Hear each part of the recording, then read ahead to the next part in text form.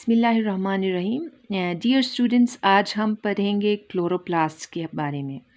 Chloroplast अगर हम plant cell की बात करते हैं तो प्लांट सेल के अंदर जितने भी फोटोसिंथेटिक प्लांट सेल्स होते हैं उनमें कुछ मेम्ब्रेन बाउंडेड स्ट्रक्चर्स पाए जाते हैं जिनके अंदर ग्रीन पिगमेंट होता है क्लोरोफिल के फॉर्म में। ठीक है, तो वो क्लोरोप्लास्ट कहलाता है। सो ग्रीन पिगमेंट क्या होता है? ग्रीन पिगमेंट जो है एक ऑर्गेनिक कंपाउंड होता है जो कि क्लोरोफिल के फॉर्म में होता है। ठीक है, तो ये जो है ना हेल्प करता है सेल को। लाइट जो सोलर लाइट है ये पहले एब्जॉर्ब करता है और इसको यूटिलाइज करके जो है ना ये केमिकल एनर्जी यानी फूड मैन्युफैक्चर करता है।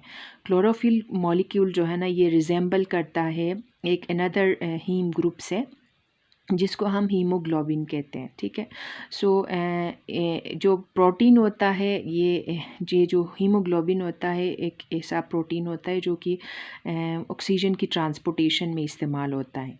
तो मेजर डिफरेंस अगर हम देखें क्लोरोफिल मॉलिक्यूल और हीम ग्रुप में क्या डिफरेंस है, तो ये दोनों मॉलिक्यूल्स में जो डिफरेंस ये है कि क्लोरोफिल मॉलिक्यूल में ये मैग्नीशियम मॉलिक्यूल ये लगा होता है, जबकि हीम में आयरन Fe जो है ना एज अ सेंट्रल एटम मौजूद होता है। ठीक है, अगर हम क्लोरोप्लास्ट की स्ट्रक्चर की बात करें तो इसके अंदर यानी डिफरेंट शेप्स में क्लोरोप्लास्ट होते हैं, इनकी साइज़ अलग होती है और इनका जो डायमीटर होता है 4 से लेके 6 माइक्रोमीटर इनकी यानी एक्चुअल साइज़ होती है।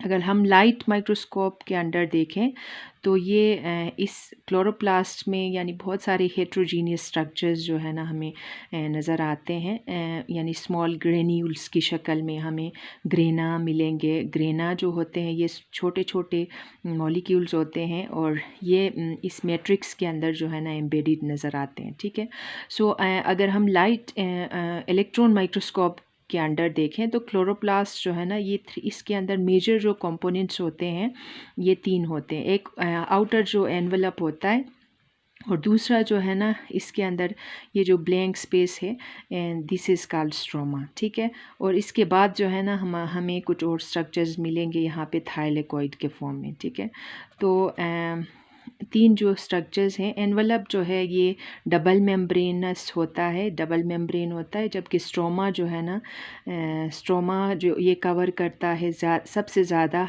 यानी वॉल्यूम को कवर करता है क्लोरोप्लास्ट का। तो इसका ये मतलब है कि इस क्लोरोप्लास्ट के अंदर सबसे ज़्यादा जो है ना वॉल्यूम किसका होता है? स्ट्रोमा का होता है।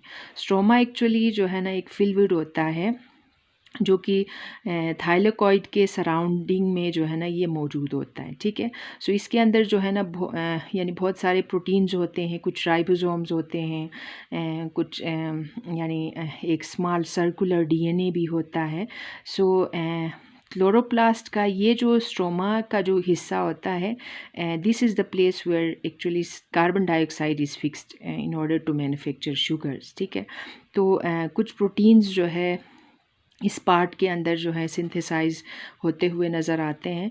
तो थाइलेकोइड्स जो होते हैं, अगर हम थाइलेकोइड्स की बात करते हैं इस स्ट्रक्चर की, तो ये फ्लैटेंड वेजिकल्स होते हैं। ठीक है, तो इन्होंने जो है ना ख़ुद को इस तरह से अरेंज किया हुआ होता है कि एक ग्रेना का स्ट्रक्चर हमें नज़र आता है। ग्रेना या इंटरग्रेना हम कहेंगे। ग्रेनम जो है ना ये पूरा स्ट्रक्चर कहलाएगा। ठीक है, ग्रेनम में a pile of thylakoid stacked जो कि एक दूसरे के ऊपर इस तरह से लगे हुए होंगे, जैसे कि हम कॉइन्स को अगर हम एक स्टेक के फॉर्म में रखते हैं तो ये उस तरह का एक शेप बनेगा। ठीक है, ऑन एन एवरेज अगर हम बात करें तो एक थाइलेकोइड के अंदर 50 या 50 से ज़्यादा जो है ना पाइल्स ये एक ग्रेनम के अंदर होते हैं। ठीक है, 50 या 50 से ज़्यादा। तो यानी अगर हम थाइलेकोइड के लेयर्स को देखें तो क्लोरोफिल मॉलिक्यूल्स जो है ना इस तरह से अरेंज हुए होते हैं कि ये जो ग्रेनम जो है ना ये यानी थाइलेकोइड्स जो होते हैं इनके लेयर्स यानी थाइलेकोइड के जो लेयर्स होते हैं इनमें क्लोरोफिल मॉलिक्यूल्स जो है ना ये अरेंज हुए हुए होते हैं, ठीक है। इस वजह से जो है ना ये ग्रेनम, इसका एक्चुअल जो यहाँ पे मैंने येलो किया है लेकिन इसका एक्चुअल कलर ग्रीन होता है, ठीक है। सो ईच ग्रेनम ये इंटरकनेक्टेड होते हैं, एक दूसरे के साथ इंटरकनेक्टेड होते हैं, और ये नॉन ग्रीन पार्ट हम कहेंगे इंटर ग्रेनम जो होता है, ठीक है। अच्छा, लास्टली जो है ग्रेना के जो मेम्ब्रेन्स होते हैं ये यहाँ पे जो है ना सनलाइट या सोलर लाइट एनर्जी ट्रैप्ड होती है और वो यहाँ पे एटीपी फॉर्म होता है, ठीक है। सो एक और बात इन एडिशन टू दिस कि क्लोरोप्लास्ट को हम जो है सेल्फ रेप्लिकेटिंग ऑर्गेनेल्स कह सकते हैं, ठीक है, क्योंकि हमने पहले भी डिस्कस किया कि इसके अंदर एक सर्कुलर डीएनए होता है। सो ये अंडरस्टूड बात है कि जिसके अंदर अपना एक डीएनए होगा तो इसका ये मतलब है कि इसके अंदर एबिलिटी होती है कि ये सेल्फ रेप्लिकेट हो सकते हैं। So this is all about the chloroplast structure. So I hope you liked the video. So do not forget to subscribe to this channel and share this video. Thank you.